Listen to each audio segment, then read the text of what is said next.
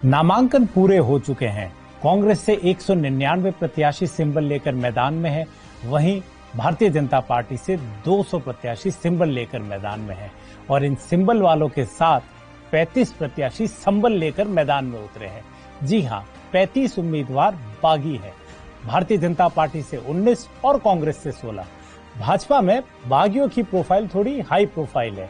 इनमें 5 पूर्व मंत्री हैं। ये हैं झोटवाड़ा से राजपाल सिंह शेखावत, डीडवाना से यूनुस खान, शाहपुरा से कैलाश मेघवाल, खंडेला से बंशीधर बाजिया और कामा से मदन मोहन सिंघल। इन 5 पूर्व मंत्रियों के इतर सबसे डिसिप्लिन बागी हैं चंद्रभान सिंह आकिया, जो सीमा में रहते हुए दिन ब दिन अपने यहाँ भीड़ की संख्या बढ़ाए जा रहे हैं।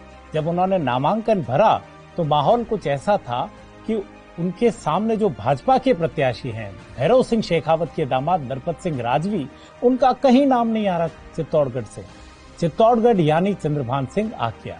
और इसके साथ एक और चर्चित बागी है भाजपा से, रविंद्र सिंह भाटी शिव से, जो कि शायद सबसे कम समय तक भाजपा के सदस्य रहे, महज 7 दिन तक। इन 7 के साथ भारतीय जनता पार्टी में कुल जमा 19 बागी है।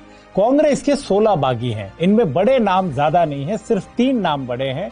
हबीबुर रहमान नागौर से, लूणकरणसर से वीरेंद्र बेनीवाल, ये मंत्री रह चुके हैं।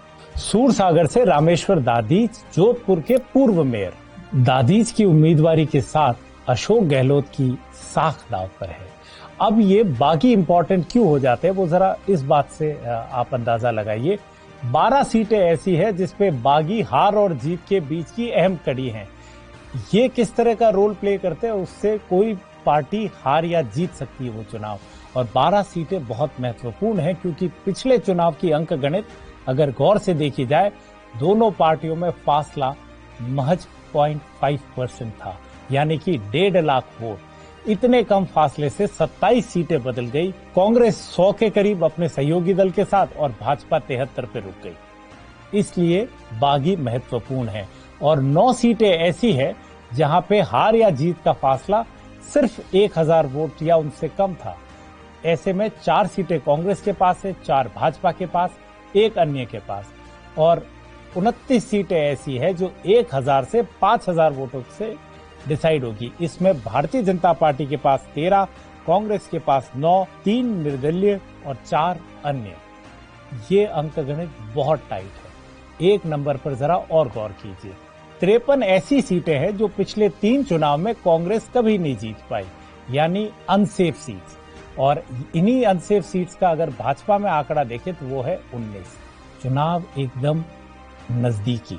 और अब चुनावी रणनीति की अगर बात करें तो कांग्रेस में अशोक गहलोत का चेहरा आगे रहेगा। उनकी 7 गारंटियां और इस सरकार में किए गए काम और वादे, सबसे अहम चिरंजीवी योजना। वहीं भारतीय जनता पार्टी का कैंपेन बिल्कुल सुस्त और नीरस नजर आ रहा है। ना कोई कैची कैंपेन स्लोगन, ना पोस्टरों में कोई नयापन, ना कोई वीडियो और जिंगल।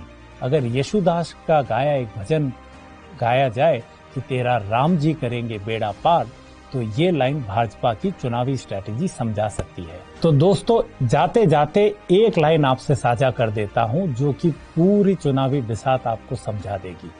पिछले चुनाव में एक मुख्यमंत्री के खिलाफ अनफाउंडेड एंगर था, जिससे 90 विधायकों की कुर्सी चली गई। भाजपा 163 से 73 पे आ गई। और इस चुनाव में कई सिटिंग कांग्रेस एमएलए के खिलाफ वेल फाउंडेड एंगर है, जिससे कि मुख्यमंत्री की कुर्सी दांव पर है। आज के लिए इतना ही। धन्यवाद। हमसे हमेशा जुड़े रहने के लिए हमें सब्सक्राइब करें और बेल आइकन दबाएं।